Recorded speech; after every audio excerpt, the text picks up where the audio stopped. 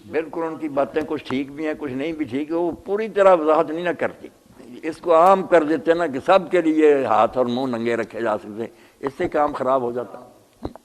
میں نے آپ دوستوں کو پتہ ہی نا، پھر اب دہراؤں گا، کہتے ہیں وہ بنواؤ پردے کے جو 4 مراتب ہیں نا، جب تک یہ نہ سمجھے یہ آیتیں حدیثیں سمجھ نہیں آ سکتی۔ محرم جو ہیں جن سے نکاح ہمیشہ کے لیے حرام، ان کے لیے پردہ اور ہے، جن سے نکاح جائز ہے مگر ہیں وہ اپنے ملنے جلنے والے یا رشتہ دار ہیں یا دوست ہیں قابل، ان کا اور ہے۔ جو بالکل بیگانے ہیں ان کی بات الگ ہے۔ خاوند اور بیوی کا آپس میں کہاں تک وہ ایک دوسرے کے سامنے، یہ چاروں جو ہے نا، زوجین کا کیا ہے آپس میں معاملہ، محرم جو ہیں ان کا کیا ہے، غیر محرم جو رشتہ دار ہیں یا احباب ہیں وہ کیا، اور اجنبی لوگ کیا، یہ چاروں کو الگ نہ سمجھے، پھر کہیں کوئی آیت ٹکراتی ہے کہیں کوئی آیت حدیث پریشان کرتی، تو یہ پھر مولانا کو خطبات سننے چاہیے۔ باقی یہ جو ہے نا گھر کا پردہ، یہ وہ کہہ رہے ہیں نا، یہ سورہ نور میں ہے، اس کو نہیں ہمارے علماء نے خیال میں رکھا کہ کچھ تو بدلتے ہیں، مولانا مودودی صاحب وغیرہ، اللہ ما ظہر منہ، جو خود بخود ہی ظاہر ہو جائے، نہیں، خود بخود ظاہر ہونے کی بات نہیں، ظاہر جو رہتا ہے نا حصہ وہ منہ ہے اور ہاتھ، یہ ٹھیک ہے، یہاں تک رہیں گے، مگر ہے اندر کی بات، وہاں شروع ہوتا ہے پیراگراف کہ اے ایمان والو کسی کے گھر میں داخل نہ ہو جب تک اجازت نہ لے لو سلام، پھر آگے حکم چلتے ہیں کہ عورتیں بھی نگاہیں اپنی بچائیں اور مرد بھی بچائیں۔ یہ جو غض بصر کا حکم ہے، نظریں نیچی رکھیں، یہ سارا ہے وہ اندر کا۔ اسی لیے جب سوال تفہیم القرآن میں پیدا ہوا نا کہ جب تم کہتے ہو عورتیں منہ چھپا کر باہر نکلیں تو پھر نگاہیں نیچی رکھنے کی کیا ضرورت ہے، سب نے تو منہ ڈھانپے ہوئے، تو مولوی صاحب کہتے ہیں نہیں ہو سکتا ہے بائی چانس کہیں موڑ پر منہ ننگا، نہیں، یہ وہ گھر کی بات ہے جہاں یہ ننگا ہی رہے گا، گھر میں وہی آئے گا جو آپ کے سے اجازت لے گا، اور آپ اس کو اس لائق سمجھیں گے کہ اندر آنے کی اجازت میں اسے کو دوں، ورنہ ڈرائنگ روم میں بٹھا، بیسک بتیجا ہے آپ کا، اگر آپ سمجھیں گندا وہاں بٹھا، جس کو آپ اس لائق سمجھتے ہیں نا کہ نہیں یہ دوست یا یہ رشتہ دار جو ہے نا قابل اعتماد، وہاں اللہ نے تانگ نہیں کیا کہ دیور اور جیٹھ صاحب کے سامنے منہ ڈھانپتی پھرے، وہاں یہی ہے کہ اللہ ما ظہر منہ، یہ جو ہے نا بغیر زینت کے سادی حالت میں منہ ہاتھ ننگے رہے گی۔ جب جائیں گی باہر پھر آ جائے گی یہ صورت احزاب، جس میں آگے آئے گا کہ اے نبی اپنی بیٹیوں سے، بیویوں سے اور مومنوں کی عورتوں سے کہہ دو کہ وہ اپنے اوپر بڑی چادریں لیں اور چادروں کا پلو اپنے آگے لٹکائیں تاکہ وہ پہچانی جائیں کہ شریف زادیاں ہیں اور کوئی ان کو چھیڑنے کی ضرورت نہ کر سکے۔ یہ گھر کے باہر ہے جہاں پھر نا یہ کہا چادر ہے، اور جو ہے خاوند بیوی وہاں کا ان کا آپس میں کوئی پردہ نہیں۔ اور محرم کے بارے میں جو بات میں نے آپ کو سمجھائی، یہ بھی نقطہ یاد رکھنا کہ محرم عورتیں جو گھروں میں کام کاج کرتے، یہ چھاتیوں سے نیچے پیٹ، پیچھے پشت اور یہ رانے، یہ حصہ نہیں ننگا کر سکتی سوائے اپنے خاوند کے، محرم بیٹے بھائی کے سامنے نہیں، مگر اس سے اوپر اور ٹانگوں سے نیچے اور یہ بازو وغیرہ، یہ اگر کام کاج کرتے وقت اگر ننگے رکھنے پڑیں یا کسی وقت نہ بھی دوپٹے وغیرہ لیں محرم کے سامنے، جس کے ساتھ تو ٹھیک، ظہر، بطن اور یہ رانے سارے پہلے سمجھنے چاہیے نا دین کے مقام، پھر پتہ چلتا کہ پردہ کس کے، اللہ تعالیٰ ناخواہ خواہ تنگ کرنا چاہتا۔ اب کئی لوگ مولانا مجھے کہتے ہیں کہ حدیث میں آتا ہے کہ جو دیور جیٹھ ہے موت ہے، تو میں نے کہا یار اس کا شروع بھی کبھی پڑھا ہے، کب اس میں یہ بات آئی ہے پردے کی کہ وہ منہ ڈھانکے، دیور جیٹھ سے پردہ اس طرح کرنا جینا حرام ہو جائے گا۔ یہ تو حکم ہے تنہائی کا کہ حضور نے پہلے فقرہ فرمایا کہ ہر وہ شخص جس کا اللہ اور آخرت پر ایمان ہے وہ تنہائی میں ایسی عورت کے ساتھ نہ بیٹھے جس کا اس کے ساتھ نکاح ہے، ورنہ تیسرا شیطان ہوگا، لا یخلون خلوت۔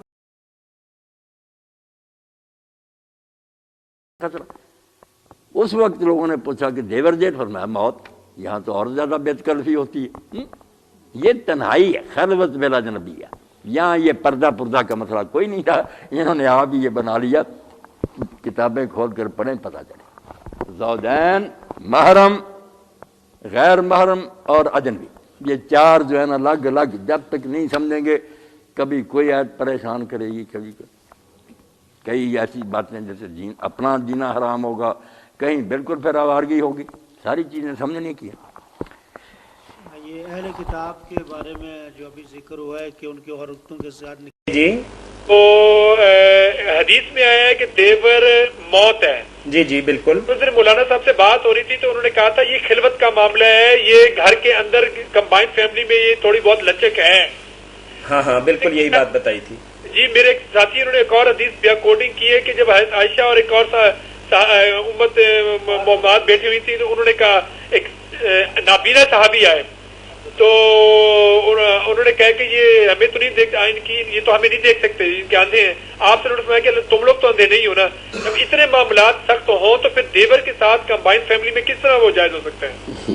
ہاں ٹھیک ہے چلے بلال صاحب آپ نے جو بات کہی نا, پہلی بات تو میں نے جو کہی تھی اگر اس پر غور کرتے سارے لوگ انشاءاللہ مسئلہ حل ہو جاتا کہ سورہ نور جس میں منہ اور ہاتھ ننگے رکھنے کا حکم ہے نا, وہ ہے گھر کے اندر کا پردہ. جہاں دیور بھی ہوں گے, جیٹھ بھی ہوں گے, ملنے والے بھی آئیں گے, وہاں واقعی بے تکلفی ہے, منہ ہاتھ ننگے رہیں گے. اس حدیث پر پھر آتے ہیں.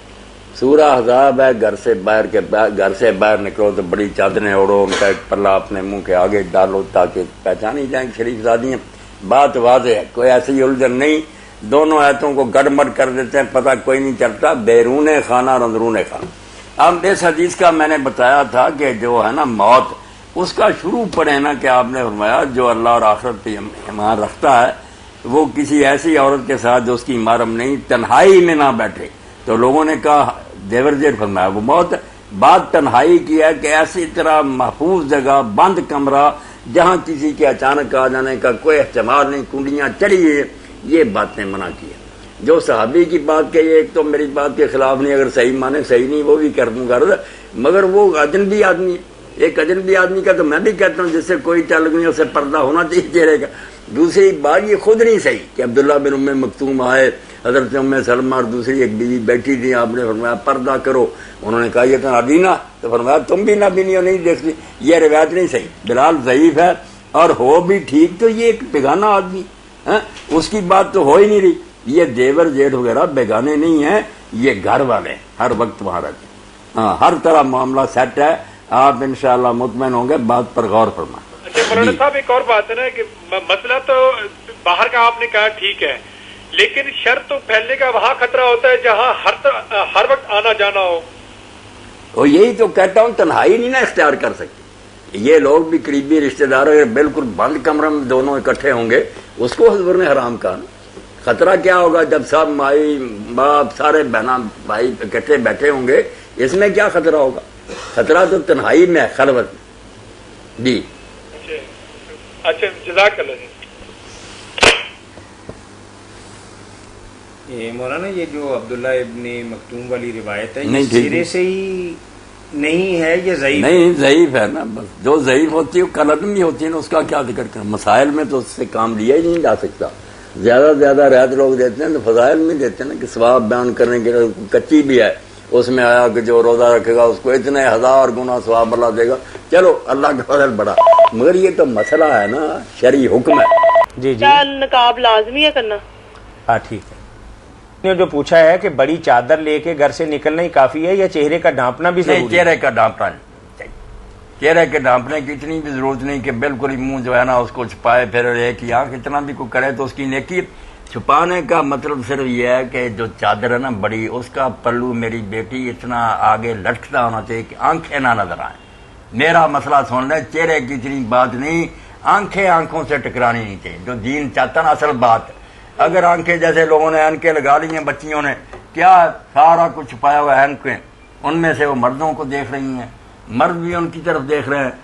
سارا فساد تو آنکھ کا. اس لیے اگر پلو ذرا اس طرح کر لیں آنکھ کے آگے, بے شک راستہ بھی دستا رہے, کوئی بات نہیں. اگر آپ نے سب کچھ چھپایا, آنکھیں آنکھوں سے لڑ رہی ہیں, کوئی پردہ نہیں. بس یہ کرنا کہ جو چادر بڑی لیں یا برقع لیں وہ اس کا پلہ آنکھوں کے آگے ضرور لٹکتا رہنا چاہیے.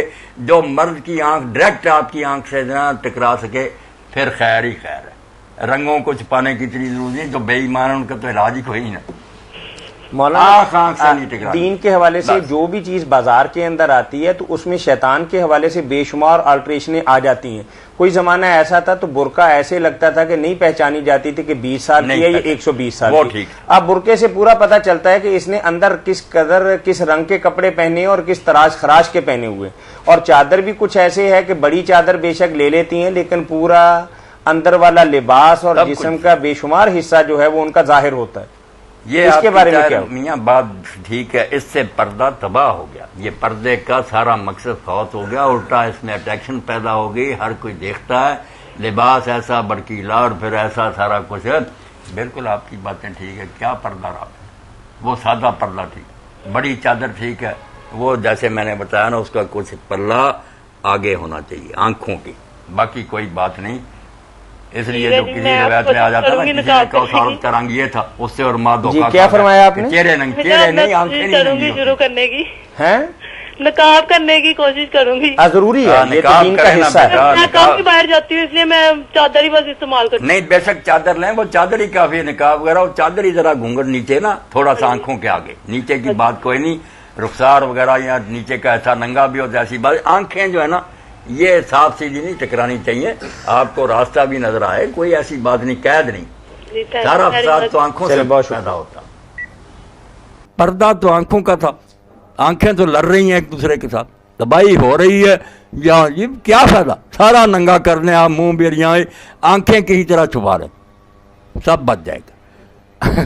سارا فتنہ تو آنکھوں میں نہیں. میری بات پر غور کریں نا، جو اصل تھا تلوار وہ چل رہی ہے اور یہاں تک چھپایا ہوا. کیوں اتنی مصیبت میں پڑی؟ بے شک تھوڑی ننگی کر لو، یہ بھی کر لو، آنکھوں کے آگے کپڑا ہونا چاہیے، اس طرح پلو لٹکتا ہو جس سے راستہ بے شک دیکھو مگر ڈائریکٹ آنکھیں نہ نظر آئے. فتنہ تو آنکھوں کا. ایک مصری شاعر نے بیٹا سارے اسٹیج بیان کر لی. وہ دار ارقم کی لڑکیاں تھیں جو استانیہ انہوں نے بلایا. میں نے جب پڑھا تو وہ ہنس لی پڑھی، کیونکہ سارے مرد اور تو جانتے تو ہیں کہ یہی مرلیں ہیں. نظراتن پہلے دیکھتے ہیں ایک دوسرے، فابتسامتن پھر مسکرانا شروع کرتے ہیں، فسلامن پھر ایک دوسرے کو آتے جاتے السلام علیکم، فکرامن پھر باتیں شروع ہو جاتی ہیں. اب تو ٹی وی پر بھی کرتے ہیں، ٹیلی فون پر بھی لوگ کرتے ہیں. کئی بچیاں پوچھتی ہیں کہ منگنی ہو چکی. میں نے کہا منگنی کیا، صرف ایک وعدہ، کوئی آپ کا نہیں لگتا. اگر آپ باتیں کریں گی وہ آپ کا بیگانہ، یہ بدکاری. جب شادی ہوگی پھر نکاح ہو کے بعد خامدی بنتے. اب کیا، صرف ایک وعدہ. اور اس سے بھی کئی بڑے اسکینڈل بنے ہیں، بڑے بڑے فتنے اٹھ کھڑے ہوئے کہ بعد میں رشتے ہٹ گئے تو وہ سارا کچھ خراب ہو گیا. وہ تصویریں ان کے پاس اور ساری آوازیں. فکلامن پھر باتیں، فموعدن پھر وعدہ، فلقاؤ پھر ملاقات. 6 دیکھو کیسے اس نے نا بالکل موتی پرو دیے. نظرتن فابتسامتن فسلامن فکلامن فموعدن فلقاؤ. تو پہلے مرحلے پر جو بچ گیا کہ آنکھ نہیں کھلی چھوڑی، سب سے بچ گیا. جب یہ چھلانگ لگا دی اب کون بچائے گا؟ ایک دوسرے کو دیکھتے ہیں، سارے کام آگے سے آگے بڑھتے جائیں گے. یہ اینکیں لگا لیتی ہیں، اس میں سب دیکھتی ہیں. یہاں برقعے پہنے ہوئے، سارا مقصد تباہ کر دیے. یہ مرزائیوں کا ہوتا تھا پردہ، اب یہ بھی لوگ کرنے ایسا ہی لگ گئے.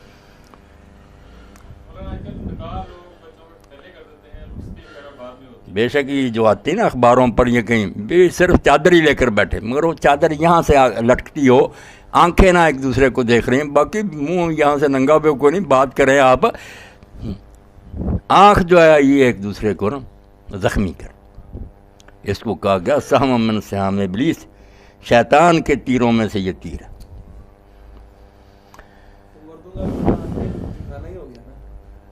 بس مردوں کے لیے حکم یہ ہے کہ نظریں جھکانا، یہ ترجمہ جو کرتے ہیں یہ بھی کر کے بچانا بھی وہاں کیا. جو صحیح لفظ اگر معصب دیکھیں تو غز کم کرنے کو کہتے ہیں. لفظ کا جو اصل معنی نہ نیچے کرنا، نہ جھکانا، نہ کچھ اور.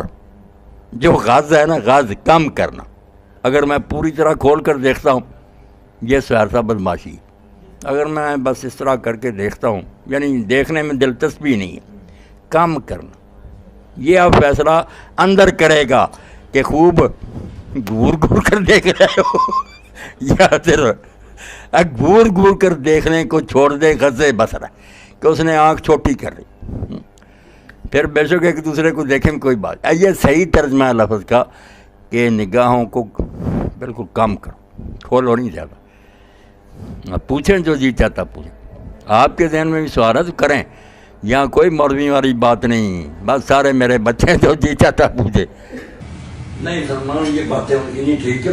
بہت لوگوں نے ڈاکٹر ذاکر نائک سے پہلے اصل میں تو یہ علامہ البانی صاحب نے یہ بات کہہ دی نا, کتاب لکھ دی حجاب المرأۃ المسلمہ, اس میں یہ ساری باتیں حج وغیرہ کی اکٹھی کر دی. ان لوگوں کو سہارا مل گیا, پہلے یہ بہانہ ڈھونڈتے تھے. حالانکہ یہ باتیں غلط, اس پر میں نے مفصل خطبے دیے کہ دلیل ان کی درس کا جواب دیا.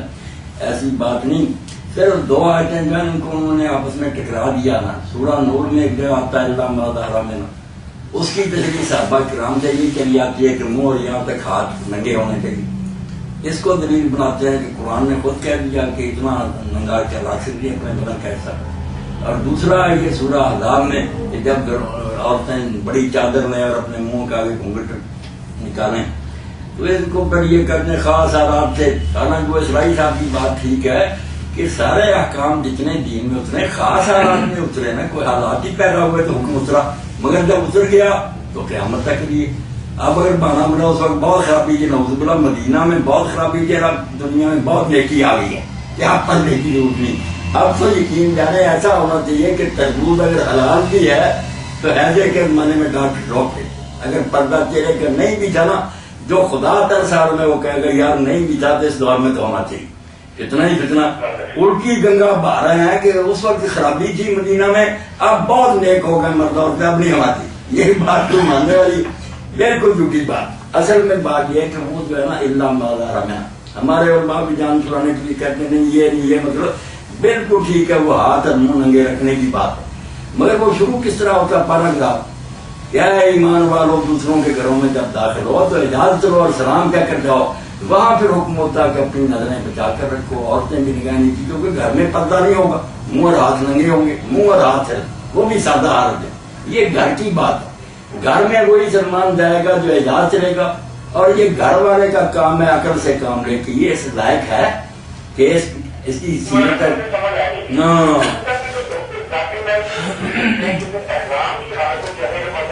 نہیں احرام میں جو کہتے چہرے کا پردہ, یہ بھی غلط بات ہے. پردہ کر سکتی اور کر دیجیے ازواج مطہرات صافیات. صرف یہ ہے کہ جس طرح مرد کو قیمتی لباس سے روک دیا گیا کہ درویشی اختیار کرو, پھر ایک چادر نیچے کندھوں پر ڈالو. عورتوں کو بھی کہہ دیا گیا کہ تم نہ نقاب نہ کرو, یہ برقع تیرا پردے کا نہیں روکا گیا. پردہ چادر سے کریں تو بالکل کریں, جیسا بھی ماں بن چلی سب کہتی احرام میں. پھر جو ہے نا فیشن, برقع فیشن, اس کا کہ اس لباس کو چھوڑ دو, یہاں ذرا تیری درویشی اختیار کو, سادہ لباس اور چادر سے منہ ڈالنا. یہ جو کہتے ہیں نا نہیں چہرہ ڈھانکنا نہیں, اور اگر چہرے سے لگ گیا کپڑا تو دام پڑ جائے گا, بالکل جھوٹ بولتے, کوئی دام نہیں پڑتا. اور پنکھے باندھتے ہیں, پھر آگے یہ مولوی حضرات کہتے ہیں آگے پنکھا باندھے تاکہ چہرے سے پرے رہے. سب فراڈ ہے, بے شک چہرے سے لگتا رہے, کوئی حرض نہیں. بس یہ ہے کہ ہمیشہ کے لیے نقاب جیسے نا برقع, یہ وہ سادگی کی خاطر ہے, یہ نہیں کہ پردہ نہیں. پھر آپ دیکھیں کہ احرام کی عادت ہے, ویسے تو ہم ہر جگہ بگڑ گئے, مگر حج کا موقع, عمرے کا موقع, اس وقت لوگ فقیر اور درویش بنے اللہ کے سامنے بندگی کے لیے جا رہے ہیں یا عیاشیوں کے لیے جا رہے ہیں. اس موقع پر بھی اگر کوئی بری نظر کرتا ہے تو یہی بات ہے جیسے مولانا رضا خان رحمۃ اللہ نے بڑی پیاری مثال دی کہ خبردار میدان عرفات میں اگر عورتوں کے چہرے ننگے ہیں تو تم نے ان کو دیکھا نا تو ایسے ہی جیسے شیر کے پاس اس کا بچہ بیٹھا ہو تو دیکھے گا تو شیر چیر دے گا. وہ اللہ کی دیکھیاں, اللہ کے نبی کی عمر کی دیکھیاں, اللہ خود دیکھ رہا کہ تم میرے دربار میں حاضر ہو کر ان کو تک رہے. یہ مثال بھی ہے کہ جیسے شیر کا بچہ اس کے پاس کو دیکھے نا شیر فوراً ہم حاضر ہو. مثال بھی ہے کہ اللہ تعالیٰ شیر سے بھی زیادہ غیرت مند ہے, اور یہ بچیاں جو اس کی بندیاں, اس کی لونڈیاں. تو جو حج میں بھی اس طرح بکواس کرتا پھرتا ہے اس نے کیا حج کرنا, ورنہ وہاں تو کیا سوچے گا. بلکہ آپ یقین جانے وہ حدیث میں جو آتا قیامت جب پہلے قبروں سے نکلیں گے نا کفن نہیں ہوں گے, مرد عورتیں سب لیں گے. سب سے پہلے ابراہیم علیہ السلام کو لباس پہنایا جائے گا, پھر دوسروں. وہاں لوگوں نے پوچھا, حضرت ایسا ذکر نہیں پوچھا, اللہ کے رسول کیا بنے گا بھائی, عورتیں ہی نہیں اٹھیں گی. آپ نے اور میں ایسا وہاں کسی کو یہ ہوش ہوگی, کون دیکھتا ہوگا, طوطے اڑے ہوں گے, نگاہیں اوپر ہوں گی, جان کے لالے پڑے جان کے لالے پڑے ہوئے کہ کیا آ گیا وقت. اس لیے اگر حج کو کوئی سوچے کہ حج ہے کیا, کہاں میں کھڑا ہوں, تو پھر کیا دیکھنا ہے اس نے عورتوں کی طرف. اگر عورتیں مرد وہاں بھی یہ کام کرنے ہیں, سلیمان ڈر بے ایمان حج تو نہیں کرتے, مخصوص حالات میں نہیں کرتے. وہ بیان ہے سورہ احزاب میں کہ جب عورتیں گھروں سے باہر نکلیں یدنین علیہن من جلابیبہن, بڑی چادروں سے اپنے آپ کو ڈھانکیں اور کچھ حصہ اپنے چہروں کے آگے لٹکا لیں تاکہ پہچانی جائیں کہ یہ شریف زادیاں ہیں, ان کو چھیڑنے کی کوئی ضرورت نہ کرے. وہاں تفسیر یہی صحیح ہے کہ چہرہ ڈھانکا جائے, یعنی اندرون خانہ چہرہ ننگا, بیرون خانہ لازمن ڈھکنا ہے, بالکل ڈھکنا. اسی لیے آپ نے جب کہا کہ جو احرام والی عورتیں وہ نقاب نہ کریں, پتہ چلتا ہے کہ دوسری کرتی تھی, ورنہ یہ پابندی لگانے کی کیا ضرورت تھی. اور وہاں بھی منہ ننگا رکھنے کا حکم نہیں, لوگوں نے غلط سمجھ لیا. ورنہ ام المومنین عائشہ رضی اللہ عنہا فرماتی ہیں, اسماء بنت ابی بکر کہتی کہ جب لوگ آتے تھے دوسرے احرام کی حالت میں اپنے چہروں پر اپنی چادریں لٹکا لیتے تھے. صرف یہ ہے کہ باقاعدہ نقاب جو برقع وغیرہ یہ احرام کی حالت میں فیشن ہونے کی وجہ سے روک دیا کہ اتنی زینت کی ضرورت تھی, ورنہ چہرہ وہاں بھی چھپا سکتی عورت. سوال ہمارے پاس تحریری یہ ہے کہ پردے کا منشا تو دلوں کی پاکیزگی ہی ہے, تو بھائی لکھتے ہیں اس لیے آواز کو بھی شمار کرنا چاہیے. تو یقینی بات ہے کہ بے تکلفی سے دلوں کے اندر کچھ خیالات آتے ہیں, تو اس خطرے کو دور کرنے کے لیے ہمیں کیا علاج اختیار کرنا چاہیے؟ سب کچھ تو انہوں نے خود ہی بتا دیا, میں اس میں کیا عرض کروں کہ پردہ اسی لیے حکم ہوا ہے کہ اس سے خیالات جو ہے نا ان میں خرابی آتی ہے, گندے خیالات پیدا ہوتے ہیں, شہوانی جذبات بڑھتے ہیں. اور آواز کے بارے میں بھی ان نے خود ہی کہا کہ اس کو بھی سطر کہا گیا. سطر تو نہیں کہا گیا, ضرورت ہو تو عورتوں سے بات تو کی جا سکتی ہے اچھے انداز سے, مگر یہ بات تو ٹھیک ہے نا کہ نسوانی آواز میں کشش تو ہوتی ہے. اسی لیے اللہ پاک نے نماز میں بھی یہ ہدایت فرما دی کہ اگر جماعت کے ساتھ عورتیں پڑھ رہی ہیں, پچھلی صفحہ میں ہوتی تھی امام اگر بھول جائے تو مرد سبحان اللہ کہہ کر ٹوکے, اور اگر عورت محسوس کرے کہ امام صاحب سے غلطی ہوگی سبحان اللہ نہیں کہہ سکتی, گانا نہیں گانا, ڈانسنگ نہیں کرنی, صرف سبحان اللہ ہی کہنا تھا. دین نے ہضم نہیں کیا کہ مردوں کا مجمع, مسجد نبوی, صحابہ اور سبحان اللہ کہہ رہی ہے, اور ہاتھ پر ہاتھ مارے. وہ بھی اس طرح نہیں کیے تو تاڑی بن جائے, یہ بھی موسیقی ہو جائے گی. اس طرح اس کی طرف سے کہ وہ آواز سے توجہ کرے امام کہ بی بی کو ٹوک رہی ہے کہ مجھ سے غلط, یعنی یہ بھی قبول نہیں کیا کہ نماز میں اور مسجد نبوی. اب اس کے بعد جو لوگ دین کے گلے سے بے پردگی اتارنا چاہتے ہیں, جدت پسند ہے, میرے پاس ان کا کیا ہے, کھلی بغاوت کرنے کی یہ دین آؤٹ آف ڈیٹ, ہم نہیں اس کو مانتے. ضرورت تو یہ کرے اس دین بیچارے کو کیوں گھسیٹتے پھرتے ہیں کہ نہیں بھائی ٹھیک ہے, اسلام کو اعتراض نہیں. اسلام کو اعتراض بہت, اسلام تو جانتا ہے کہ عورت مرد آپس میں ملیں جلیں گے, باتیں ہوں گی تو بربادی ہو جائے گی. بس اسلام کا تو یہ کہنا.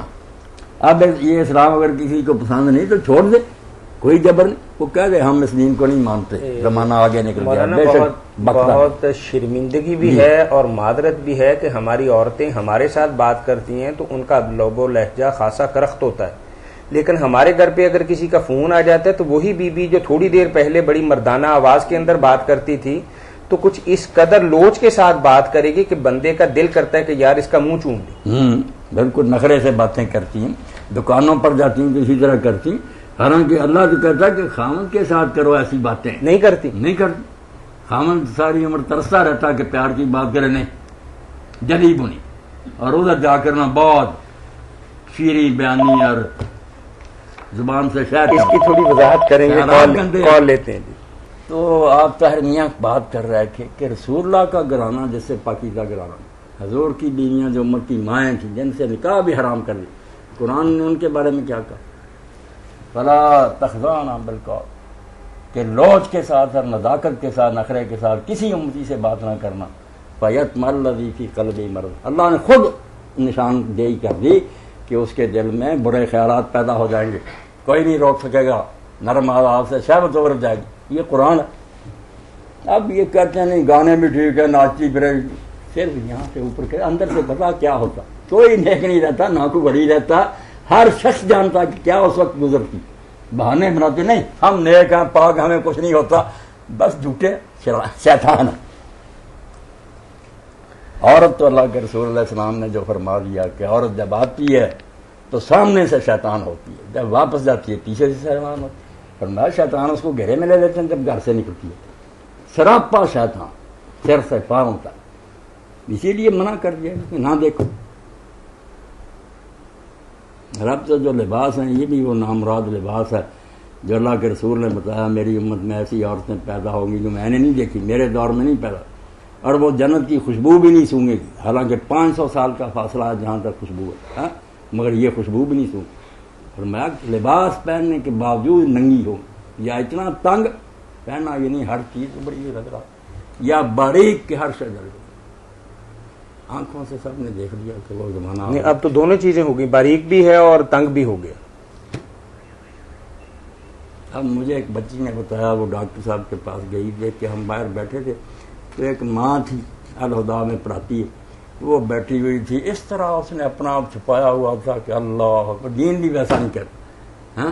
اندر سے اس کی بچی آئی جس کو ڈاکٹر دیکھ رہا، کہتی توبہ توبہ، جو اس کا لباس تھا جیسے ناخن سے پاؤں پر اور طرح کے نقش کیے ہوئے، ہاتھوں پر اور پردے کی ایک لیر بھی نہیں چلتی، ماں وہ بنی ہوئی بوڑھی اور بیٹی۔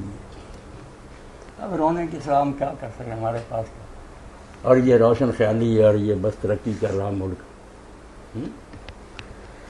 جزاکم اللہ خیر۔ مولانا ہمارے پاس ایک سوال، اب راستے تو وہ دو ہی ہیں جو اصلاحی صاحب نے شروع میں جب پاکستان میں شروع ہوئی افواہ، اس وقت لکھ دی کتاب پاکستانی عورت دو راہے پر، پڑھنی گئی قوموں کے حوالے سے باقاعدہ، انہوں نے کہا شروع ہو گیا موڑ، جہاں روم یونان اور ساری امت سے تباہ ہوئی تھی، اب راستہ چن لو، ایک دین کا کہ پردے میں رہو، ایک ہے کہ ترقی کے نام پر باہر لے آؤ، پھر جو چاند طلوع ہوگا نا پتہ چلے گا کہ کیا بن رہا ہے، ڈاکے اور بدماشیاں اور اجتماعی گینگ ریپ کو کون روک سکے گا؟ آگ بھڑکا دو اور اس کے بعد تو لوگوں کو حرارت محسوس نہ ہو، حل نہیں ہوگا۔